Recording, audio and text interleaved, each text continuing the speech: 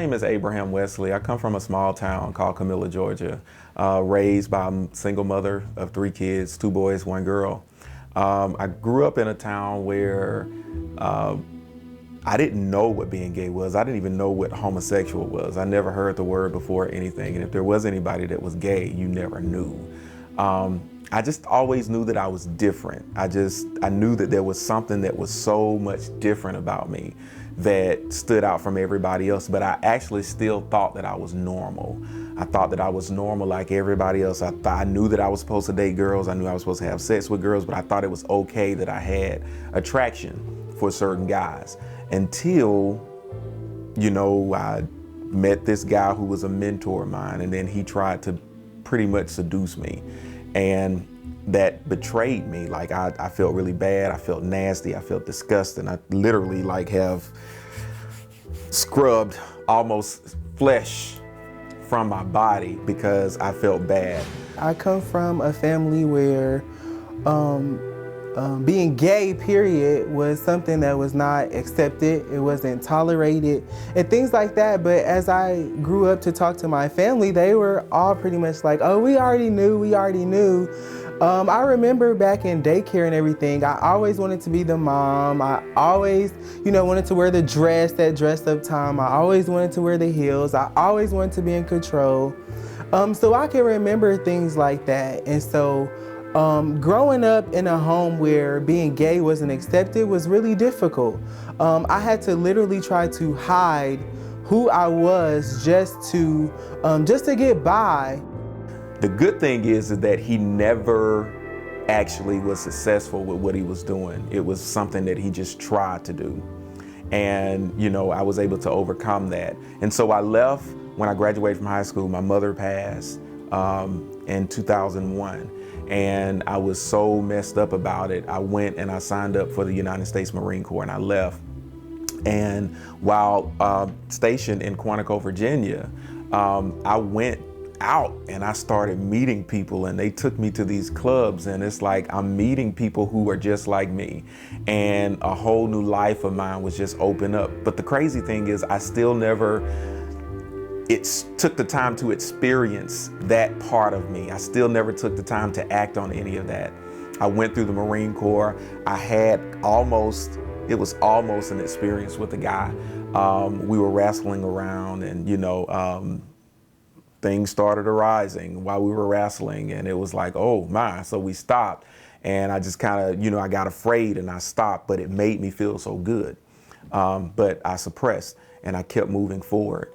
It wasn't until maybe about 2009, 2008, maybe 2009, someone that I trusted who was openly gay, we decided that we would try some things, and we did. And I felt something explode on the inside of me. I'm like, oh my God, this is what I've been missing all of these years. This is like 20 something, almost 30 years of something that I've been missing. Like, oh my God, is this what that sensation is supposed to feel like? And I just felt like something was great. I ended up getting into a relationship with a pastor. And of course, it was only supposed to be a one-night stand, something that wasn't supposed to be anything. So of course I'm thinking, okay, I'm sneaking to his hotel, sneaking mama's car for a one-night stand. Oh my God, this is fun, dandy, everything is good, everything is fabulous. But of course, after that, it was different, kind of like, this is interesting. I knew deep down inside, oh my God, I really want this man. But this man is telling me this will never be. So I'm kind of like, okay, maybe you should just take it for what it is. So at the time, I had a boyfriend, a whole nother boyfriend outside of him. And so while me and him are sleeping together, he decides, okay, I want to start this church. Now I'm confused, like, oh my God, I'm about to start a church with this guy who I'm really into, but now I have a whole boyfriend. So of course, everything ended up coming out the bag. I got upset with him one day, and so I ended up telling everything. Like, I told everybody, like, me and him were together, we slept together, and I'm talking about me and the pastor. So once everything came out, he and I had a conversation. We ended up living together, and so things began to go pretty well for us. Eventually, later down the line, we ended up getting engaged. Then we ended up getting married, and then we ended up moving out of town.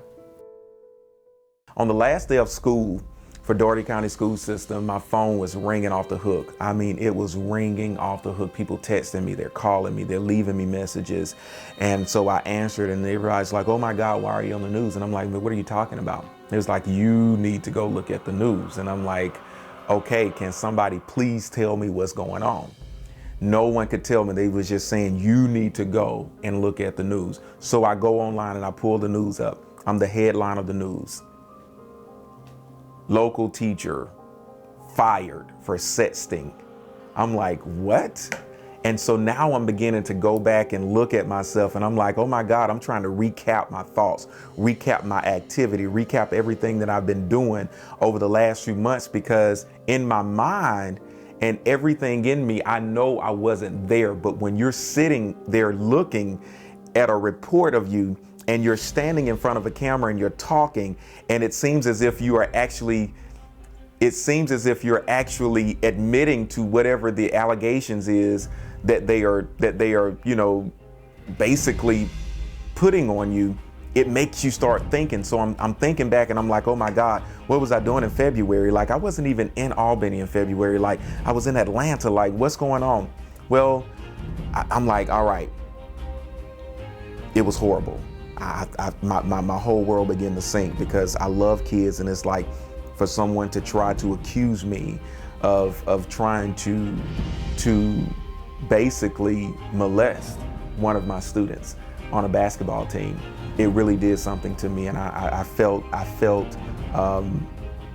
betrayed. I felt disgusting. I just felt nasty. My husband ends up going to jail. Well, I did not have a job. I didn't have a source of income. I had been going on interview after interview after interview. Nothing was going well. So I thought about this thing like, well, what is it that you do well? And of course, the first thing that came to mind is, well, I've slept with all them men, so hey, I think I'm pretty good at it by now. So I ended up doing what I have to do to get by. So yes, I started escorting. So a lot of people know that about me. I'm very open, very transparent, and I tell people I've escorted. Is this something that I'm proud of? No, but it's something that I've done, and I don't regret it, because it's literally made me the person that I am today. And so meanwhile, I started escorting. I noticed that guys like really, really feminine guys. And again, as I said, in my childhood, I've always played dress up. I've always wore dresses. I've always wanted to wear heels. I've always tried on my mom's clothes and everything like that. So I took the opportunity and I said, okay, let me go get my nails done. I said, I'm just gonna do nails, maybe lashes, brows, nothing more. That's where I'm gonna stop. That's it, that's all I'm gonna do. But once I started doing that and I started seeing the attention that I started getting, I literally had a guy follow me from the gas station and literally stopped me on the side of the road and was like, pull over, pull over. And I'm like, oh my God, what does he want? And I'm in the car with my sister like, oh my God, what does he want? So finally I pulled over. So he gets out the car like, oh my God, you're very attractive. I want to get to know you, blah, blah, blah, blah. And of course I gave him the spiel like, sweetheart, if you don't got no coins, we can't do nothing. It can't be nothing. So of course, you know, we ended up talking and we made some agreements and things like that. So we ended up hooking up. And then from there, it was like, oh my God, I really want to transition. Like, this is something I've been wanting to do, something I've been longing for. So I did it. But I never told my husband. So I'm like, all right, I was embarrassed and all of that, because now I went from being someone who was a prominent pastor to now being someone who's in the face of the news for possible allegations of child molestation that never happened. So I'm like, oh my God, what's really going on? So that began to die down. Once that died down and there was no more talk about that, after about 2 weeks of going on about that, I'm in the news again. Local teacher that was fired for sexting falsified his credentials to get his job. I'm like, oh my damn, can I get a break? Like, seriously. I sat in jail through Halloween. I sat in jail through Thanksgiving. I sat in jail through my birthday. I think I got out right before Christmas, a couple of days before Christmas in 2010. And it was a horrible experience. So when I get out of jail, Well, one of the first things that happened, the DA, he hated me so much. He wanted the judge to throw the book at me, and the judge was like, why do you hate this man so much? This man has never done anything to you. Why do you hate this man so much? And he said, I don't want him in my county anymore. So the judge banned me from my hometown. I could not go home. I could not see my family. I could not be around my family. If I was caught in that city, if I was caught in that county, they would lock me up and I would be in jail. The maximum fine, the maximum sentence that I could get for each count was 10 years. I could have sat in jail for up to 20 years had I showed my face in my hometown. I could not visit my family. I could not see anyone. I could not do anything. It was a detrimental experience. So my husband calls me one day, literally 5 o'clock in the morning. It's like, oh my God, I'm out. They let me go. So I go to pick him up. Mind you, it's 5 o'clock in the morning. I didn't have on makeup or anything like that. So I'm like, oh my God, let me at least put on my wig because I'm so excited about my transition, not realizing that I never even told him about my transition. So anyway, I pull up to the jail. He gets in the car and I'm like, oh my God, hey. He looks at me crazy and I'm like, oh my God, I miss you. Like, hey, what's up? And he's kind of real dry, like, oh. So I was like, well, babe, do you like my hair? He was like, well, I'm really tired. I really just want to go to sleep. And I was like, what the hell? Cool. So we get to the house, he goes to sleep and everything like that. It wasn't until literally days, maybe weeks later, until he finally told me, like, I really don't like that hair. So I was like, do you not like the hair or do you not like the fact that I've transitioned? And at this point, I'm on defense mode because at the end of the day, you told me that you were going to love me for me no matter what. I understand that I never told you, but at the end of the day, I'm still the same person. I just transitioned. When I went to jail 30 days before that, I left my husband at home.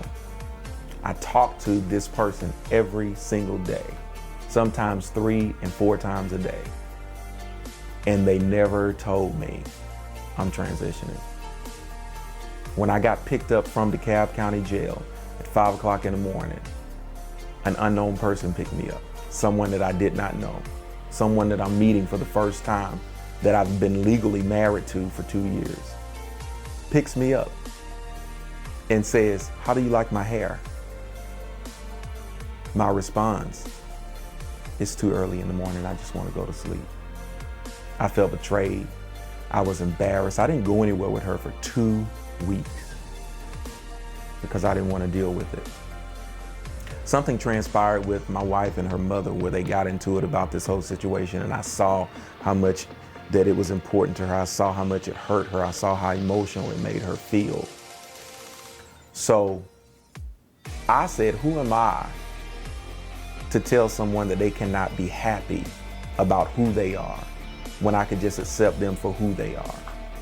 After all, people accepted me for coming out as an openly gay pastor. Why can I not accept you for being a transgender woman?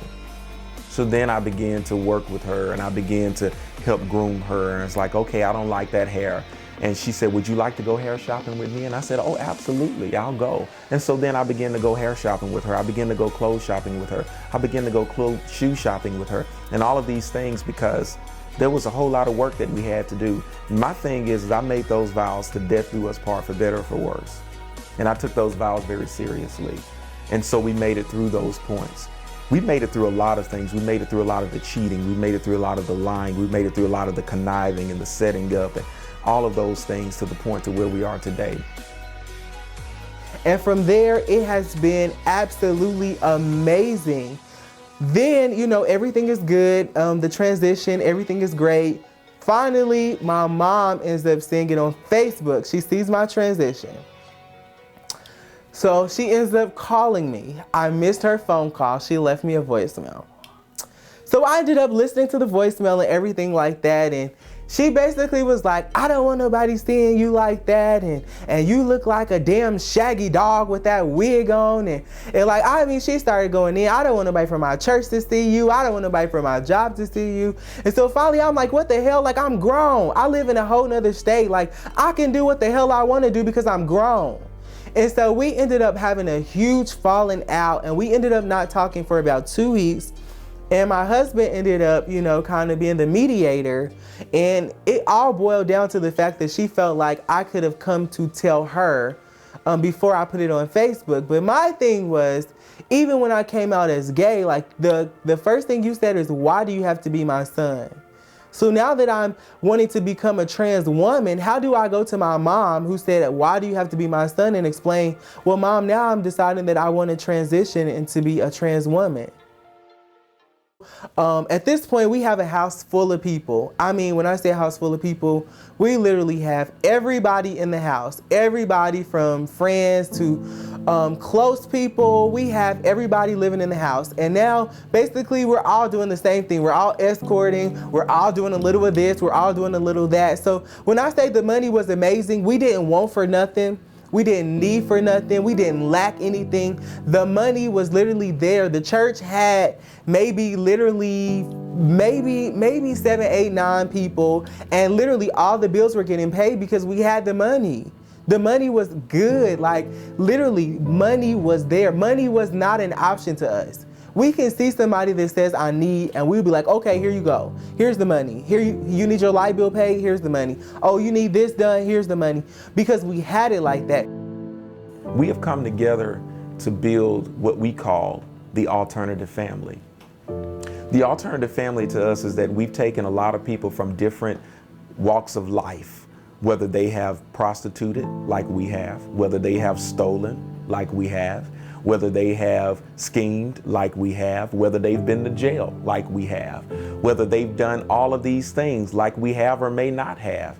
And notice I say like we have, and I say like we have because we have come to realize that we're not perfect people. But we use our life experience to help other people to not only be loved, but to also get to a point of independency in their lives. We want to prepare them for life and to be independent. So we have several children who are not biologically ours that we've opened our hearts and our home up to, and we've embraced them where they are.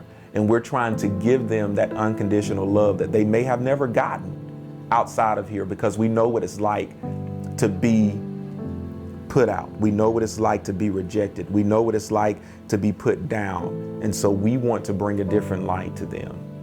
Yes, we've been through those things. But if we can use these things to help make a better you, then we'll do that.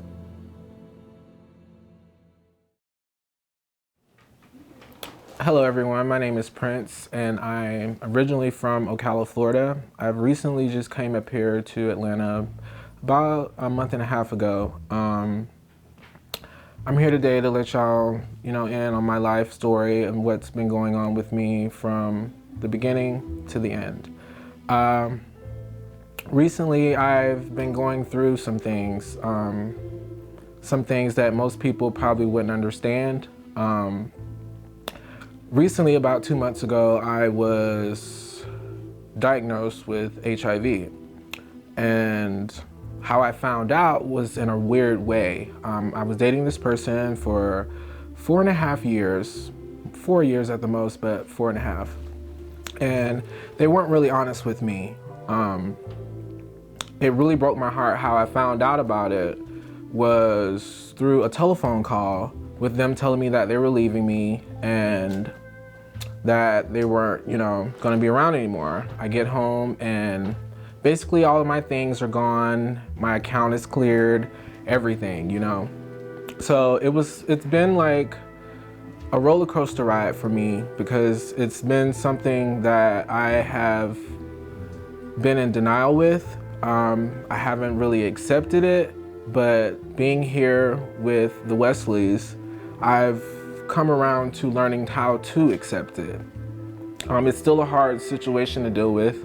It's still hard to talk about, as like right now, it's kind of hard for me to talk about, but I wanted to let you guys into my world to let you know, really what's going on with me and, how I'm coping with it.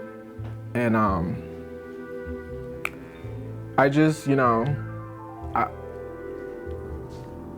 all I have to really say is, just protect yourself, no matter who it is, who you, fall for, anything, protect yourself, I recommend everyone to go and get tested,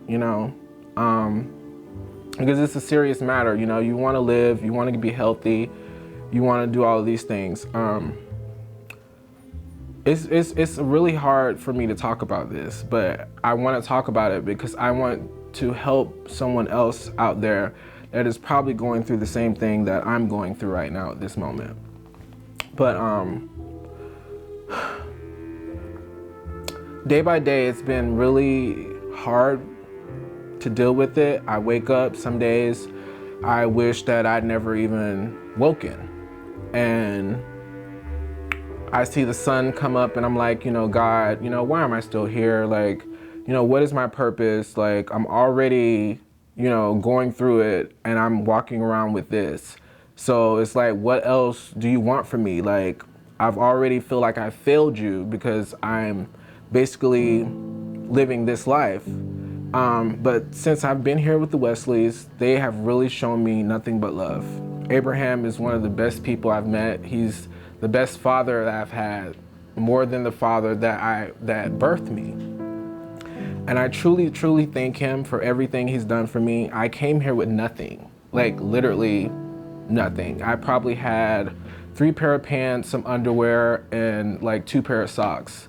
And basically Abraham opened his house up to me and welcomed me in like I was his own son. To me, that meant more to me than anything in the world, because I've always dealt with trying to please my real father and, trying to get his acceptance, and I could never get it from him. But it took for me to actually move to Atlanta for me to get the acceptance that I was looking for. And I just want to, thank God right now for bringing these people into my life, just showing me what genuine, kind love actually means and people who will actually ride for you. Because my biggest downfall is trusting people who don't need my loyalty. I've constantly go through heartbreaks. I constantly go through where people use me. They see that I am a provider. I love money. I don't know who doesn't love money, but I really, really love money. Whatever it takes for me to get to that point to get it, I'm going to get it, most definitely. So when you see a person that, money flows through their hand and stuff like that, you tend to find a lot of fake friends because they need a come up. But during that time, you're so into the money that you really don't care where the people are coming from, as long as somebody's there with you and to be your friend. But once the money's gone, you don't have those friends anymore. And that's what I constantly deal with. But the good side of that story is I found the love of my life, and I'm about to get married, and I am super, super excited. I never really thought that I was going to come in contact with this person ever, but I think a certain person who I really don't really deal with right now, because of the fact that I've dealt with sleeping with the enemy so much. And I've always wondered, what does that mean? Like, I'm sleeping with the enemy. I thought when I left my ex that was the enemy. Well, it finds out that my close best friend was the enemy as well. And I was still sleeping with the enemy. So it was a hurtful thing because it was a 9-year relationship that I was friends with this person. For them to go out and be telling people my health status, things like this, spreading rumors about things that never happened, it really broke my heart. And I just, thank my fiance for basically being there for me, showing me that I'm not alone, and basically telling me I shouldn't waste tears on this person because they don't deserve my tears. But only reason I cried because of the fact that I invested so much. I'm the type of person who would basically, if I deal with you, I'm deal with you. My loyalty goes a long ways. You really don't have to, you can be the worst person to me and I'm still gonna be humble with you because that's all I know. I try to ask God every day to be humble. I ask him for wisdom, knowledge, and understanding so I can understand every situation that comes my way. But like I said, it's been a really hard road that I've been going down. I catch myself crying every other day. Right now, I feel like crying, but I'm trying to keep myself, together for you guys. I know there's nothing wrong with crying, but, this is a hard situation for me to deal with. I've really never even told anyone about this, but I'm coming to you guys today to let you know that I'm okay with it, and I am going to live in my truth, which I've been living in. And if you guys need any support, any help, anybody to talk to, I'm here. I can help you through it. I can tell you, what I've went through. If you need any assistance on getting help with, anything, I can help you because people have helped me. During my experience living here in the house, we've had our ups and downs.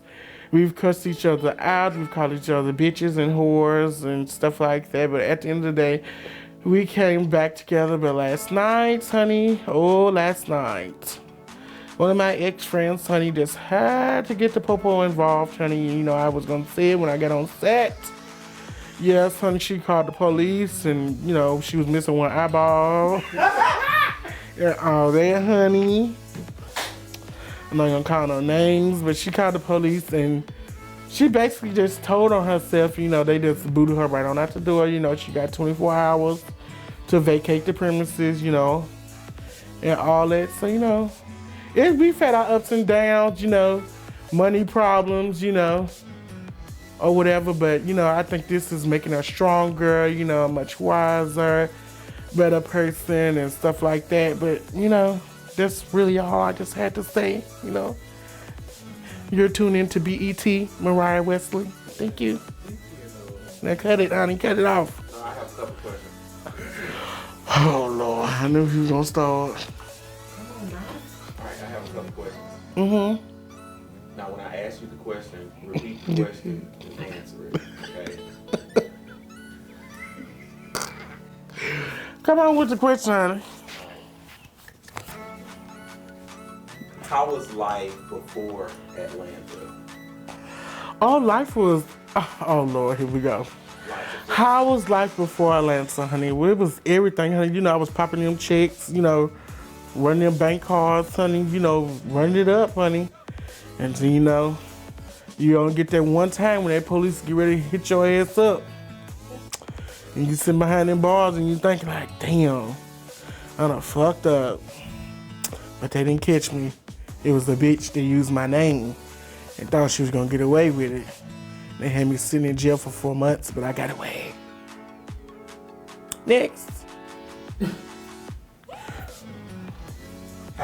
How have you been adjusting to changing your ways?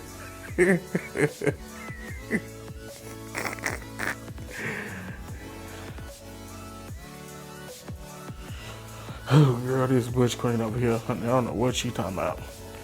How have I been adjusting to changing my ways? I mean, well, my ex-friend, she used to come in the house, and pick a fight and eat a whole box of chicken, and stuff.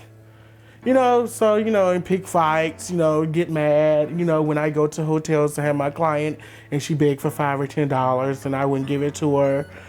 So I can truly say that I've changed because when she asked me this morning before she left, before she filed her eviction notice, I gave her $10, because I knew that, that's probably all the money she's gonna have, doing till the next month is due, and, she needs a U-Haul. So, next question. I can't with you. Cut. Let's keep it rolling. Keep it rolling. Keep it rolling. You keep it rolling. All right. What has been your scariest experience here in Atlanta?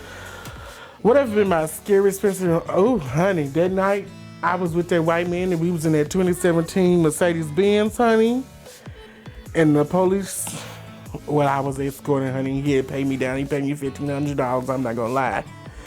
But honey, I took that money and put it down in my pussy, honey, because they was like, what are y'all doing together? I was like, oh, nothing. But I had took the man to buy some drugs. And the police had followed us back, to the hotel, whatever. And, they put us over. They pulled my 9mm yes. If you want to see me act a fool, baby, I'm locked and loaded. at all times. He pulled me out the car. He asked me my real name. That was so embarrassing because I was sitting here with this big wig on, honey, and I had to tell him my government name and all that, honey, and this, and the third. And we had this one black officer. He was real homophobic. You know, he was like him or she or whatever. And I said, I don't really have to talk to you, bitch. And I went on about my way. So I pretended to talk to the white man, honey. And he looked like he wanted to be serviced. But, you know, I kept it real cute, you know, Coach. They let me go, get my gun back, you know, whatever. And I just mosey right on up about my way.